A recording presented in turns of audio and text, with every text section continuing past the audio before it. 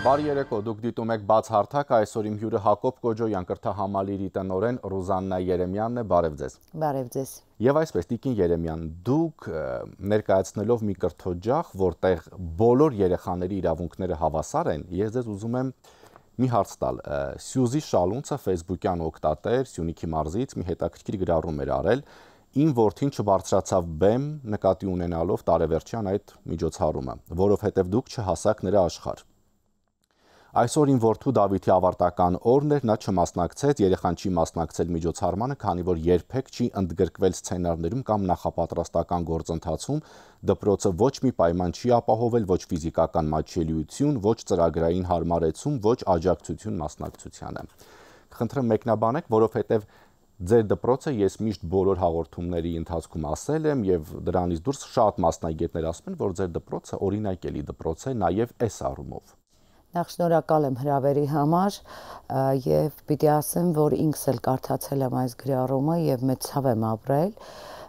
բայց մի տեսակ գիտեք, ուզում եմ խոսել ներառականության, համընդհանուր ներառականության խնդիրների մասին։ Ցավոք մենք ունենք օրենք շատ դպրոցներում դա հարգվում է եւ կիրառվում է, բայց շատ դպրոցներում էլ ուսուցիչները չունեն համապատասխան հմտություններ, կարողություններ դա կիրառելու։ Ես այստեղ չեմ ուզում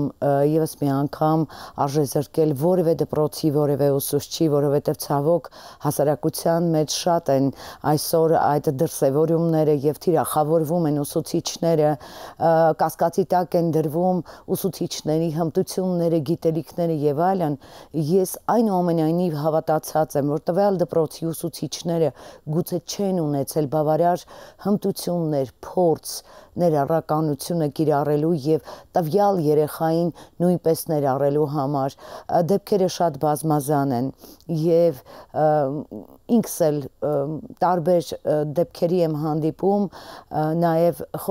շատ խոցելի են մեր կրթության առանձնահատուկ պայմանների կարիք ունեցող սաների ծնողները եւ դպրոցից շատ մեծ ջանք, շատ մեծ նվիրում, սեր է պահանջվում թակել նախ ծնողների սրտի դուռը, հետո մոտենալ երեխաներին։ Դրա համար այո, պիտի ուսուցիչների հմտությունների եւ կարողությունների վրա շատ աշխատել, բայց երբեք ու երբեք չարժեզրկել ուսուցչին հասարակության առաջ չքննարկել բացեր, որոնք կարող են շատ ծանր հետևանքներ ունենալ մեր հասարակության համար։ Այստեղ պիտի ասեմ, որ Հայաստանի Հանրապետությունն ունի 3 միլիոն բնակիչ, ընդամենը 30,000 ուսուցիչ։ 30,000 ուսուցիչ զբաղվում է մի ամբողջ ժողովրդի կրթությամբ։ Այո, 30,000-ի մեջ կարող են լինել նաև մարդիկ, որոնք մի քիչ ավելի քիչ ունեն որոշակի հմտություններ, բայց դա բնավ չի խոսում ուսուցչական համայնքի մասին, եւ ես հիմա իմ դերն եմ համարում օգնել, աջակցել, ինչու ոչ, կապվել տվյալ դպրոցի հետ, հնարավորինս օգնել, բայց ոչ երբեք քննադատել։ Տեսեք, դուք խոսեցիք թիրախավորելուց, չէ՞, որ շատ հաճախ մենք ականատես ենք լինում եւ ինչպես եք վերաբերում այն երևույթին, երբ մենք շաբաթներ առաջ տեսանք Արմավիրի մարզի դպրոցներից մեկում, որ եթե որևէ խնդիր կա մանկավարժի հետ կամ չգիտեմ տնօրենի հետ մոտենալ, կարելի է դասասենյակ, չգիտեմ տնօրենի սենյակ, խոսել տնօրենի հետ, խոսել մանկավարժի հետ, բայց տեսախցիկի առաջ չգիտեմ, ամբողջ դպրոցի աշխատակազմի ներկայությամբ աշակերտների եւ ծնողների վերաբերմունքը մի մանկավարժի նկատմամբ, որ երբ նայում ես արդեն, չգիտեմ, էլի, այստեղ կա նաեւ համբերության բաժակ, որը չգիտեմ ոնց եղավ, որ այդ ուսուցչուհու մոտ չլծվեց այդ պահին, բայց արդյոք դա նորմալ էր։ Դա խայտարակություն չէր ըստ ձեզ։ Շատ մեծ ցավ եմ ապրել, երբ նայել եմ տեսանյութը։ Շատ մեծ ցավ։ Ցավ եմ ապրել ուսուցչի համար, ցավ եմ ապրել կրթության համակարգի նկատմամբ, հասարակության համար։ Մի հասարակություն, որ կարող է թիրախավորել ուսուցչին եւ այդ մակարդակով։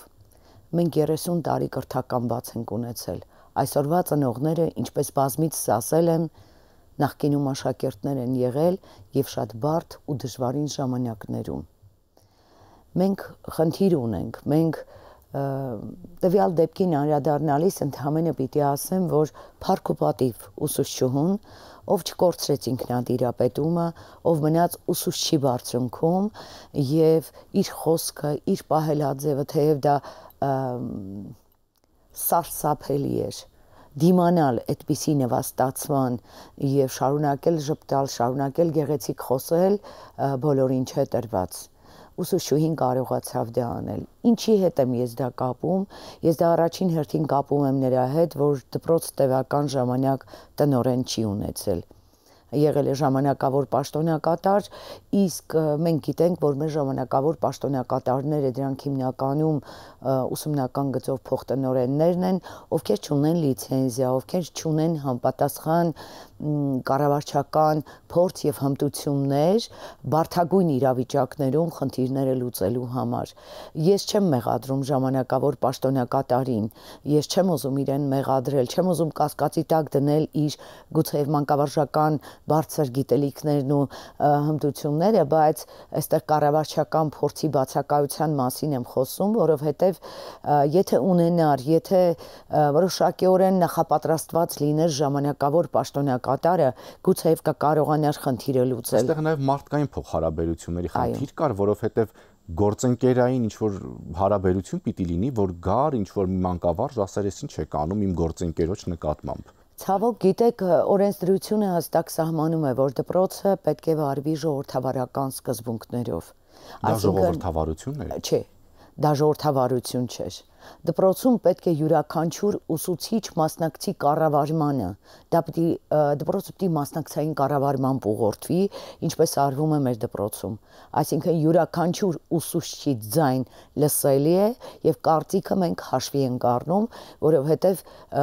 ինչպես ես եմ միշտ ասում, ես ամենախելոքը չեմ եւ թիմը պիտի առանձնանա, որովհետեւ թիմով կարող ես դու ճիշտ որոշումներ կայացնել։ Այս դեպքում ժողովրդավարը չէր եւ դժվար է ասել, որ տվյալ դպրոցում աշխատող ուսուցիչները ժողովրդավարական արժեքների կրողն էին։ Եթե ժողովրդավարական արժեքների կրող լինեին, մի դասի համար կամ դասի թեմայի մեկնության համար այսպիսի կինո վստահաբար չէին նկարի։ Եվ այսպիսի մի հարց էլ Արարատի մարզի Մղջյան գյուղում դպրոցում տեղի ունեցած աղմկահարույց բացահայտման հետ կապված վստահ եմ տեղյակ եք, որ դպրոցի բարձր դասարանի մի քանի աշակերտներ, կարծես թե բավական երկար ժամանակ ամեն դեպքում հետապնդել են 4-րդ դասարանի 2 երեխաների եւ ստիպողաբար նրանց թմրանյութ են տվել։ Ու քննչական կոմիտեն հայտարարություն տարածեց, բայց այստեղ խնդիրը նախ անվտանգության հարց է, ինչպես այդ թմրանյութը հասնում դպրոցի ելումուտը, միջադեպեր, ամեն դեպքում եւ ուսուցչական կազմը որևէ բանից տեղյակ չի եղել։ Գիտեք, ուզում եմ ձեզ ասել, վստահ եմ գիտեք, որ ես նաև միասին կարող ենք հասարակական կազմակերպության նախագահն եմ եւ մեր հասարակական կազմակերպությունը զբաղվում է դեռահասների շրջանում ապօրինի թմրաշրջանառության եւ կախվածությունների խնդիրներով, աջակցություն ենք ցուցաբերում դեռահասներին, ընտանիքի անդամներին եւ կանխարգելմամբ ենք զբաղվում։ Այս մասին ես դեռ 2020 թվականից եմ աղաղակում եւ բազմից եմ ասել, որ այսօր դեռահասները հենց թիրախում են եւ պետք է մենք քայլեր ձեռնարկենք այդ խնդիրները լուծելու համար։ Այո, կրթության գիտության մեր հարգելի նախարարությունը, այսպես ասած ԿԳՄՍ-ն քայլեր ձեռնարկում է, օրինակ առողջ ապրելակերպ առարկայի շրջանակներում կան թեմաներ, որոնք նախատեսված են որոշակի դասարաններում երեխաներին ծանոթացնելու համար, կանխարգելելու համար, բայց ես կարծում եմ սա բավարար չէ։ Երբ որ մենք կանխարգելման դասընթացներ էինք անցկացնում Երևանի միջնակարգ դպրոցների, տնօրենների եւ վարչական աշխատողների, ուսուցիչների եւ ծնողների համար, մենք հասկացանք, որ մեր տնօրենները տեղյակ չեն իրականում ինչ է տեղի ունենում։ Դուք գիտեք, որ թմրանյութերից կախվածություն ունեցողների թեման դա տաբու է, փակ թեմա է։ Մարդիկ այդ մասին չեն խոսում, ամաչում են հասարակության կողմից հետապնդման ենթարկվելուց, ամաչում են, որ իրենց մատնացույց կանեն, իրենց երեխաներին մատնացույց կանեն։ Հազարավոր ընտանիքներ, որոնց ես հանդիպել եմ, տառապում են միայնակ, վախենում են այդ մասին խոսել։ Եվ մեր դպրոցի տնօրեններն էլ ինձ նման չեն, իրենք այդ խնդրով չեն հետաքրքրվել։ Այսինքն չեն հասկացել, չեն պատկերացրել ինչ է կատարվում։ Չեն իմացել։ Իսկ դուք կարծում եք, որ հիմա Երևանում սա մեր մարզի դպրոցը, Երևանի դպրոցների տնօրենները ամբողջովին կարողանում են տարանջատել կախվածություն ունեցող դեռահասին, դեռահասության ճգնաժամ ունեցող դեռահասից։ Սա շատ նուրբ թեմա է։ Ես կարծում եմ, որ այստեղ ես բազմիցս եմ առաջարկել եւ խոսել եմ այս մասին, պետք է լինի պետական ծրագիր եւ մենք պատրաստ ենք այս հարցում կանգնել պետության կողքին եւ մեր փորձը, հմտությունները, գիտելիքները ծառայեցնել դպրոցների վարչական աշխատողներին, հոգեբաններին, ուսուցիչներին վերապատրաստելու համար։ Ուսուցիչը չունի բավարար հմտություն տարանջատելու։ Ես ուսուցչին չեմ կարող մեղադրել, ինքը չգիտի, գուցե իր բարեկամը ունի այդ նույն խնդիրը, տանը տառապում է, բայց ինքը չգիտի, չունի այդ հմտությունը, որ տարանջատի։ Երեխան դեռահասության ճգնաժամում է, թե կախվածության ճիրաններում է։ Այստեղ շատ նուրբ թեմա է։ Ես կարող եմ հասկանալ, որ տնօրենը վստահաբար չի ունեցել պատկերացում, չի պատկերացրել, որ այդ դեպքը կարող է տեղի ունենալ իր դպրոցում, եւ որևէ մեկը չէր կարող պատկերացնել։ Սարսափելի է եղածը։ Բայց սա մեզ համար ոչ թե պիտի լինի ուղակի քննարկելու եւ առաջանցնելու միջադեպ, սա պիտի մեզ համար դաս լինի, որպեսզի մենք աշխատենք մեր տնօրենների, փոխտնօրենների, հոգեբանների, ուսուցիչների, ծնողների իրազեկվածության մակարդակը բարձրացնելու ուղղությամբ, ինչը ես բազմից սարել եմ եւ պատրաստ եմ ելի անելու։ Լավ թեմաների մասին խոսենք, ձեր դպրոցի ավարտական ցուցահանդեսները։ Նախորդ տարի կարգախոսը հետևյալն էր՝ կա պետություն, կանք մենք։ Այս տարի ես Հայաստանի Հանրապետությունն եմ։ Ինչու եք այսպիսի կարգախոսներ ընտրում, Տիկին Երեմյան։ Ինչպես մեր կյանքը, այնպես էլ կրթությունը։ Այսօր հանդիպում եմ արտահրավերների։ Կրթությունը դա քաղաքացի դաստիարակելու գործընթաց է։ Կրթությունը չի կարող առանց դաստիարակության լինել, կրթություն եւ դաստիարակություն։ Սա է դպրոցի դերը։ Մարտահրավերները կյանքում շատ են նաեւ կրթության բնագավառում։ Մենք պիտի հասկանանք, որ մի այնպիսի պատմական ժամանակաշրջանում ենք ապրում, որ պարտավոր ենք քաղաքացի դաստիարակել, որը իր պետության համար արժանի քաղաքացի պիտի դառնա։ Պիտի հզորացնի իր երկիրը, պիտի հարստանա եւ հարստացնի, պիտի վաստակի ու վճարի հարկերը, պիտի լինի նախաձեռնող, պիտի լինի կրթված եւ պիտի լինի երջանիկ։ Պիտի սիրի իր երկիրը, որովհետեւ մենք այլ հայրենիք չունենք։ Հայաստանի Հանրապետությունը մեր միակ հայրենիքն է։ Մենք այստեղ պիտի կառուցենք հզոր պետություն։ Հզոր պետություն կառուցելու համար մենք պիտի կյանք ճանապարհենք որոշակի քաղաքացիական դիրքորոշում ունեցող քաղաքացիներ։ Այսինքն դրա համար են հենց այս վերնագրերը, խորագրերը ընտրված։ Ասեմ, խորագրի նախապատմությունը ինքը շատ հետաքրքիր է։ Երբ որ 18-17 տարեկան երիտասարդների հետ խոսում ես Հայաստանի Հանրապետությունից եւ ասում ես ինձ կարող ես ասել Հայաստանի Հանրապետության դեմքը, այ որ մշակութային հուշարձաններն են, որ մարզերում ինչ կա, ինչն ես դու առանձնացնում եւ քո սաները սավառնում են տարածության մեջ, բայց չեն տեսնում այն, ինչ իրենց առջև է։ Դու հասկանում ես, որ պահն է եկել իրենց ասելու, որ սիրելիներս, այն ինչ ձեր կողքին է, դա է քո պետությունը։ Այսինքն այստեղ մենք իրական եւ պատմական Հայաստանի այդ այսպես ասած քննարկվող թեմային են գալիս Գիտեք, դուք ինչպես կուզեք ինձ հասկացեք։ Ես գտնում եմ, որ իրական կամ պատմական չկա այս դեպքում։ Այս դեպքում ուղղակի հարցը հետեւյալն է, որ մենք իրականը չենք կարողանում լավ գուցե գիտակցել, ըմբռնել, միշտ գնում ենք ավելի հեռուներ։ Իսկ ես ուզում եմ, որ իմ աշակերտը սիրի իր բակը, սիրի իր քաղաքը, իր մարզը, իր համայնքը, իր մշակույթը եւ դառնա դրա կառուցողը, դառնա քարին դնողը։ Այո, նա պարտավոր է իմանալ հայ ժողովրդի պատմությունը։ Նա պարտավոր է իմանալ հայ ժողովրդի անցած դժվար ճանապարհը։ բայց ինքն այս հողի վրա պիտի երկիր կառուցի։ Իրենը այս հողն է, այս ջուրն է, այս պետությունն է, Հայաստանի Հանրապետության ինքնիշխանությունն է, որին արժևորողը պիտի դառնա հենց նոր սերունդը։ Մենք ինչ արել ենք։ Այսօր ես կարծում եմ իմ սերնդի խնդիրը կայանում է նոր սերնդին, նոր գիտելիքներ, նոր չափորոշիչներ, հնարավորություններ տալն է։ Մենք պիտի իրենց հետ ազնիվ լինենք, անկեղծ լինենք, խոսենք, քննարկենք, լսենք։ Սա է մեր դերը։ Տեսեք, այս դեպքում հենց ինչպես դուք եք ասում, նախ եւ առաջ պետք է մարդը սիրի իր միջավայրը, որտեղ ինքն ապրում է։ Եվ այստեղ կա շատ մեծ խնդիր, որովհետև մենք տեսնում ենք, որ Հայաստանում օրը մի քանի ավտովթար է լինում։ Պարբերաբար հենց առավոտ արթնանում ենք, մտնում ենք, չգիտեմ, որևէ սոցիալական հարթակ, Facebook եւ տեսնում ենք մի քանի այդպիսի լրատվության, չգիտեմ, հոդվածներ։ Երևանում խայտառակ երթևեկություն, ով ինչպես ուզում այնպես մեքենան վարում է, գրեթե չկա նորմալ վերահսկողություն այս առումով, մեքենայից մարդ կարող է աղբը որտեղ ուզի նետի։ Այդ արդեն չի բերում կամ կրթության պակասի կամ սեփական միջավայրը, չգիտեմ, սիրո պակասի։ Շատ երկար եմ մտածել այս մասին։ Երկար դարեր պետություն չունեցող, պետականություն չունեցող ժողովուրդը, պետականությունը իր հողն ու ջուրը, իր երկիրը արժևորելու համար պիտի որոշակի կրթական ցենզ ունենա, պիտի ծեփվի, պիտի այրվի, պիտի անցնի նաև այս տեսակ դժվարությունների միջով, որպեսզի մի օր կարողանա նաև այլ քաղաքակրթական մակարդակ ապահովել։ Գիտեք, մենք շատ օրինապահ ենք դրսում։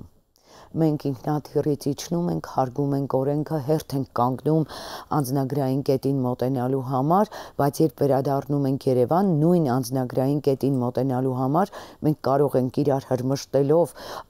հերթը շրջանցելով անցնել, եւ դա շատ մեծ ցավ է։ Ես դրա համար ասացի, մենք պիտի նոր սերնդին այլ կերպ դաստիարակենք։ Գիտեք, դուք ասում եք վերահսկողություն չկա։ Եկեք 3 միլիոն հայի կողքին 3 միլիոն ոստիկան կանգնացնենք։ Բայց ով պիտի մեզ վերահսկի։ Ով է մեզ վերահսկում, երբ որ մենք օտար պետության սահմանում ենք։ Մենք ինքներս մեզ։ Որովհետև մենք մեր հայրենիքին, մեր պետությանն այլ կերպ ենք վերաբերվում։ Երբ որ ասում ենք հայրենիք, գնում ենք զգացմունքների դաշտը։ Երբ որ ասում ենք պետություն, պիտի հարգենք օրենքը, բայց որպեսզի պետությունը, պետական օրենքները հարգենք, մենք որոշակի կրթական եւ սոցիալ-հոգեբանական ճանապարհ պիտի անցնենք։ Իսկ դա ով պիտի անցնի։ Դա պիտի անցնեն մեր երեխաները։ Մեր երեխաները, մեր աշակերտները, երիտասարդ սերունդը, իրենք պիտի դառնան նաև մեծերին կրթողը։ Այ դրա համար է կոչվում Ես Հայաստանի Հանրապետությունն եմ։ Այո, Ես Հայաստանի Հանրապետությունն եմ։ Ես էլ եմ Հայաստանի Հանրապետությունը։ Դուք էլ եք Հայաստանի Հանրապետությունը, որովհետև երբ որ նայում ենք հայլու մեջ, մենք պիտի հասկանանք, որքան թերություն ունեմ ես, որքան բացթողում ունեմ ես, որքան ունեք դուք բացթողումներ եւ թերություններ, նույնքան բացթողումներ եւ թերություն ունի մեր պետությունը, որովհետեւ պետությունն հենց այնպես չի, պետությունը մի տարածական, մի աներևակայելի հասկացություն չի, պետությունը մենք ենք։ Կրթվելու կարիք կա։ Շատ լուրջ։ Ամեն օր, ամեն ժամ։ Եվ եթե մենք կրթվելու նկատմամբ ծաղրանքը մեր միջից չհանենք, մենք շատ լուրջ խնդիրներ կունենանք։ Որովհետև այս ամեն ինչի մասին մենք խոսում ենք, հենց կրթության պակասի հետևանք է։ Այո։ Գիտեք, երեխաներին մենք դպրոցում սովորեցնում ենք օրինակ աղբը տեսակավորել։ Իրենք դա անում են։ Իրենք դա անում են դպրոցում։ Եվ հետևողական են անում։ Նույն բանը փողոցում է դրված։ Մեր մեծերը դա չեն անում։ Այ դրա համար ենք սկսել դպրոցից, որ վաղ այդ երեխան մեծանա, տուն ունենա, ընտանիք կազմի, ինքը կարողանա այդ մշակույթը նաև տուն տանել։ Մեր կրթական համակարգի խնդիրները հազարավոր են, բայց թույլ տվեք նախ շնորհակալություն հայտնել մեր մանկավարժներին, մեր ուսուցիչներին, բոլոր բաց թողումներով հանդերձ, իրենք ամեն օր, ամեն ժամ աշխատում են, եւ ես որպես գոլեգա, որպես ուսուցիչ շնորհակալ եմ իրենցից։ Շնորհակալություն։ Հիշեցնեմ իմ հյուրը Հակոբ Կոջոյան կրթահամալիրի տնօրեն Ռուզաննա Երեմյանն է, շնորհակալություն ուշադրության համար, հաջողություն։